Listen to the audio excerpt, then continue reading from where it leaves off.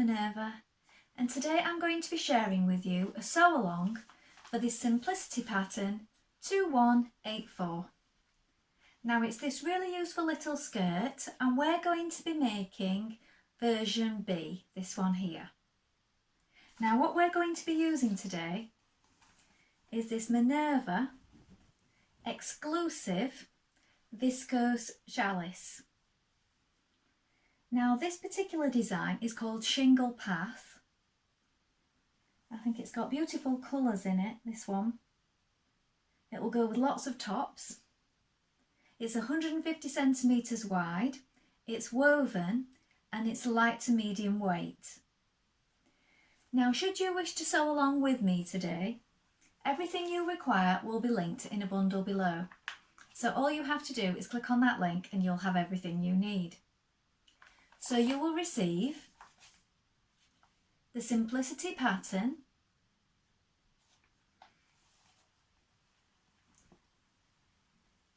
the Viscose Challis in Shingle Path, a matching thread and some matching elastic. So just click on that link and you're ready to begin. Now, while you're here, why not take a look at the Minerva Craft Club? With the Minerva Craft Club, you get 10% off all your orders for a whole year. So that's a really good deal, and that includes anything that you buy with us today. Also, why not create a free account? With a free account, you can connect with like-minded sewers from all over the world, share projects, ideas and inspiration. It's a really good place to share your sewing hobby and it's all completely free.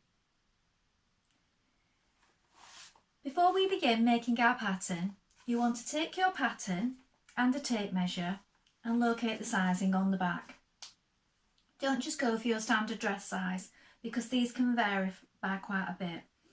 When you've located your measurements, we're going to go and cut our pattern pieces. Now we are cutting for version B here, and we're going to go and do that together now.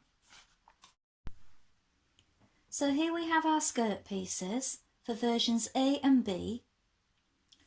Now we're going to cut two pieces, but what we do, we cut them on the bias, so your direction of grain is going this way, where this arrow is pointing.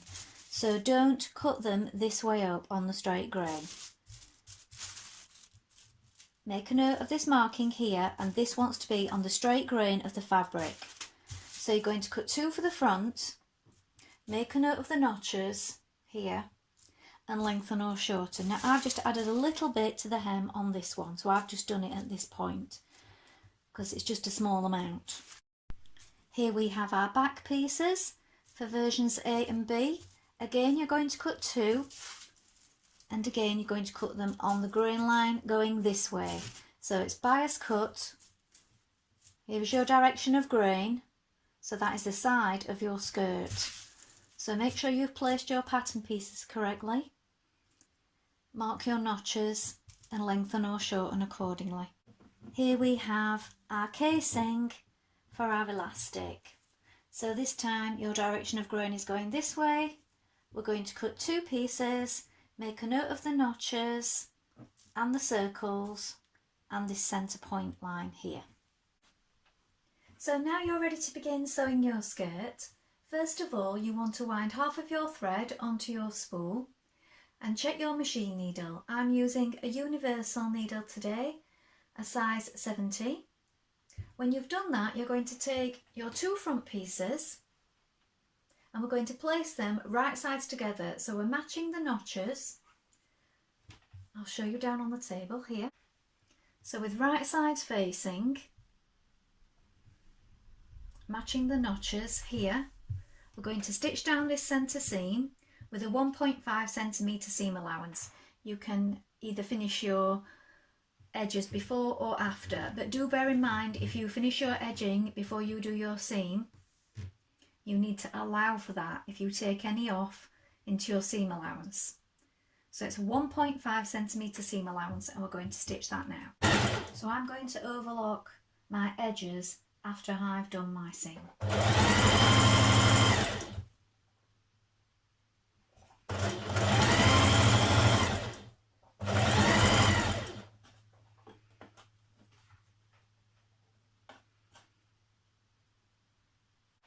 So again, with your back pieces, you're going to lay right sides facing, one on top of the other, like this.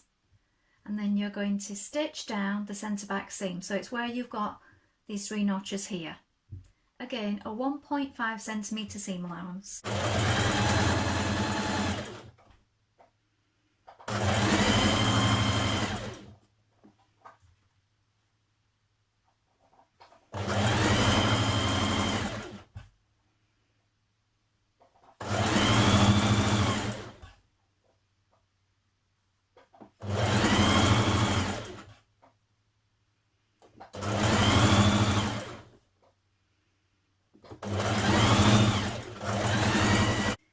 Now you can neaten those seams if you wish at this point, either zigzag or overlock. I'm going to overlock mine.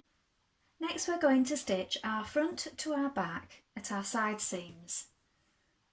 So here are your front pieces and here are your back pieces. So lay them together, right sides facing. Now I've put a pin to remind me which one is the back of mine. You might want to do the same or make a marking with chalk. So line up the side seams, match up your notches here at the side. Now I would pin it all the way down because it's on the bias and there is some movement in it. So I would pin it first before stitching it. And remember, if you've overlocked a small amount off, just to take a little off your seam allowance. So it will be slightly less than 1.5 centimetre if you've overlocked a slither off the side there.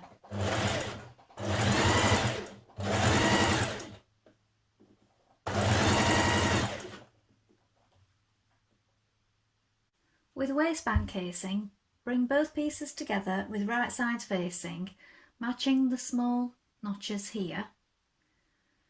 You're going to stitch each side with a 1.5 centimetre seam allowance, but on the left side you're going to leave an opening between your 2 small marks. So you've got 2 small dots and you're going to leave an opening just there. So back tack at each side, and on the other side stitch the whole seam.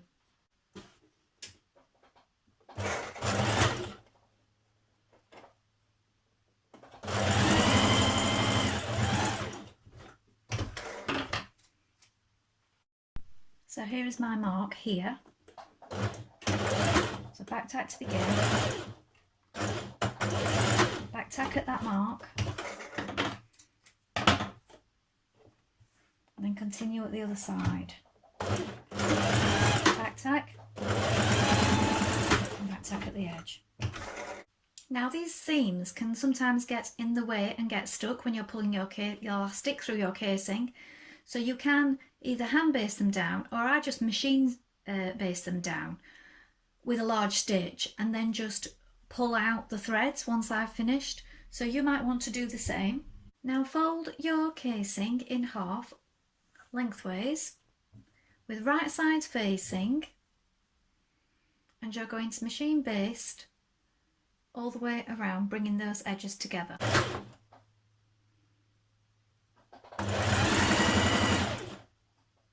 Matching your notches as you go.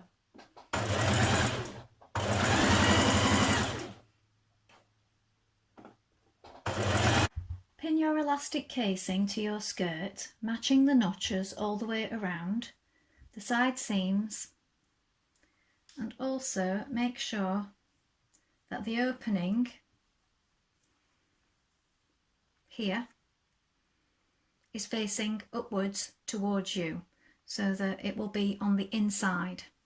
Remember, these lines of stitching are going to come out. They're just to hold your inside seams in position. So don't worry about those right now. So when you've pinned it all the way around, we're going to stitch that in place. Just take your pins out as you go, make sure everything's lying flat.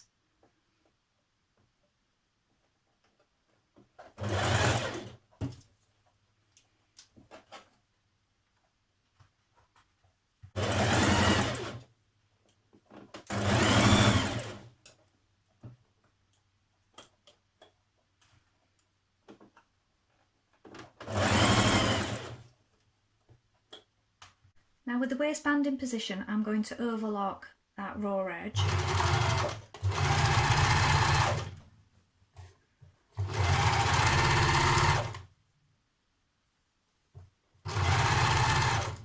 Now cut a length of elastic using your elastic guide from your pattern, but I always prefer to try it around my waist. So if you wish, try it around your waist, find a comfortable fit for you. Make sure that you've got a good amount of overlap, and then we're going to insert it into our casing, secure with a pin and thread it through. Secure the ends of your elastic using a zigzag stitch. You might want to back tack to reinforce a few times.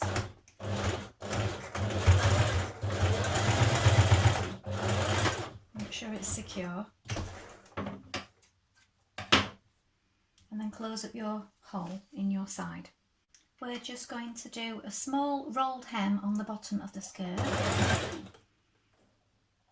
So you fold it over and fold it over again. It just makes a narrow roll.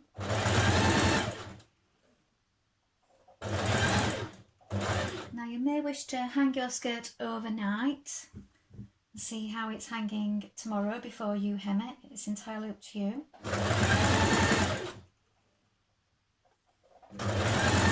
Due to how it's being cut, sometimes they do settle a little after you've finished them, so it's sometimes best to just hang them up on a hanger before hemming them.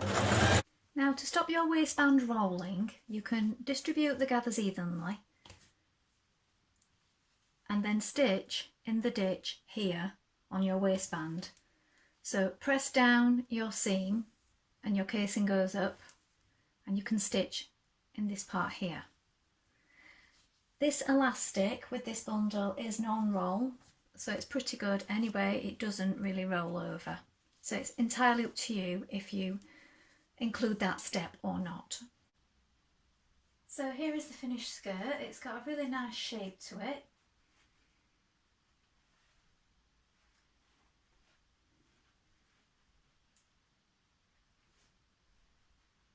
And if you're unsure about wearing white on its own, you could always cut the front and back pieces, again duplicate in lining, before adding the waistband if you wished, if you wanted to line it.